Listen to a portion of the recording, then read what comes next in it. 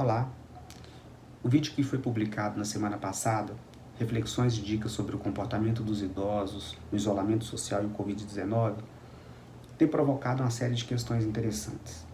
Eu recebi uma série de perguntas no meu privado sobre os idosos que se mostram com dificuldade de sair de casa, contrário àquela que foi discutido no vídeo, que eram idosos com dificuldade de ficarem em casa.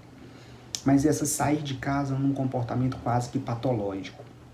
Então eu separei fragmentos de alguns casos que foram apontados, compilei em um único caso, separei 3 perguntas também que eu acredito que sejam interessantes e ilustrativas para aquilo que a gente está propondo aqui, que é essa discussão. Trata-se de um senhor de 74 anos, 4 filhos, viúvo, reside sozinho, com um histórico de tratamento psiquiátrico e hoje ainda em uso de antidepressivo. Depois da pandemia, ele começou a apresentar uma alteração no seu comportamento, principalmente em relação ao sair de casa e à questão da higienização.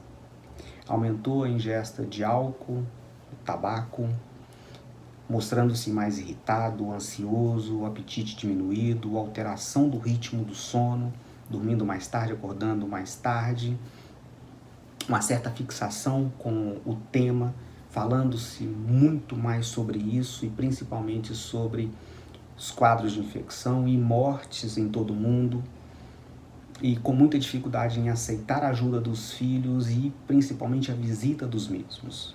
Bom, aqui a gente pode separar alguns sintomas que eu acredito que sejam importantes. Aumento da irritabilidade, da ansiedade, do ritmo do sono, diminuição do apetite, aumento da ingestão de álcool, do tabaco, esse pensamento mais fixo no tema.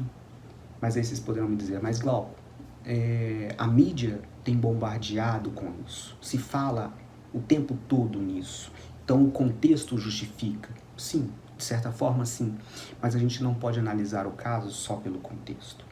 Se a gente também pegar que é um idoso que tem um histórico de tratamento psiquiátrico e que teve uma mudança súbita, eu vou dizer súbita, no comportamento, a gente tem que ter mais atenção.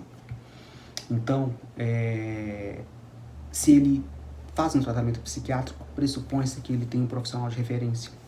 O melhor da história seria levá-lo para uma reavaliação. Se os próprios filhos, netos ou aqueles que acompanham o idoso perceberam essas alterações, então são alterações que estão mais nítidas. O profissional terá muito mais critério e muito mais competência para poder falar se essas alterações são importantes ou não, se elas dizem de um contexto ou não, ou dizem de um quadro patológico mesmo. Nas 3 perguntas que foram separadas são: acha que a depressão dele voltou, Glauco? Olha, seguramente ele precisa de uma avaliação técnica. Pode ser que tenha voltado sim.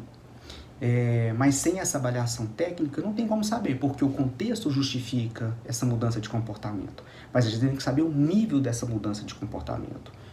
Já que existe a dúvida, não vamos deixar de levá-lo para um profissional competente a avaliar.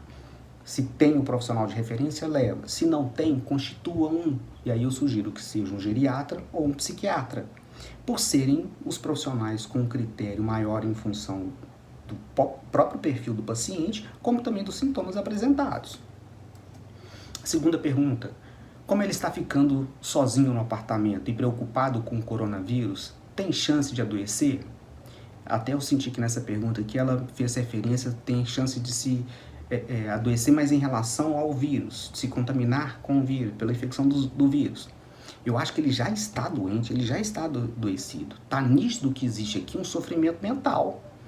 Se a gente fala que o idoso ele passou a ter uma ideia mais fixa em relação à questão da morte, do adoecimento, aumento de irritabilidade, da ansiedade, da ingestão de álcool, dificuldade no contato com os filhos, dificuldade em sair de casa, então a gente pode afirmar sim que tem um sofrimento mental aqui. A gente tem que saber a que nível que está esse sofrimento, para que a gente possa intervir. Mas que ele já está doente, eu não tenho dúvida. Resta saber qual o nível desse adoecimento dele. A terceira pergunta: já tentei marcar um médico para ele, mas ele se recusou. Está com medo de sair de casa. Eu também fico com receio de insistir.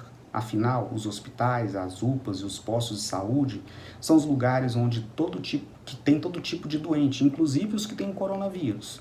O que eu devo fazer então? Olha, é mais do que pertinente esse seu receio.